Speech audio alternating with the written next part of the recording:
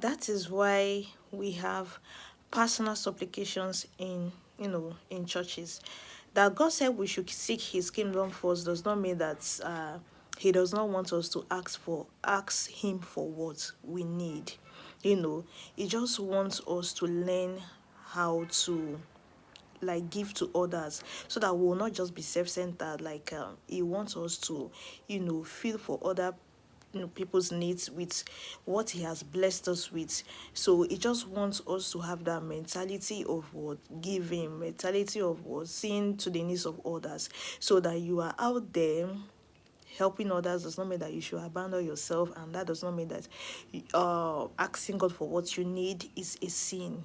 No, my friends, it is not a sin. Even God said in His word, He said, Jesus Christ said, ask so that your joy may be full. Like God is interested in my joy, and God is also interested in your joy.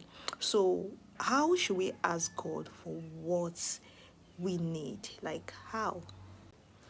Before we go deep into the discussion in this video, kindly like and subscribe. I keep telling people to subscribe because I know that human beings are for forgetful. Like, I don't want you to miss other contents from this channel. That's why I always ask you to subscribe, so that you will always be updated. So let's go deep into the discussion of today.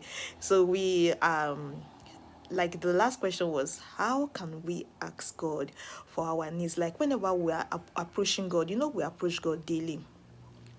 Now, let's not have this mentality that it's only when we attend services in church that we can go closer to God. Like, we can approach Him every day. And how can we ask God for our needs as we go closer to Him every day? It does not bother God that we are always going to Him with needs, yes, but as long as God has known that your heart and my heart is centered on what? Seeking for the needs of others, helping others, because it's all begin from the heart. So, like, when you pick your Bible every day, you don't just open your Bible without having an expectation in your heart.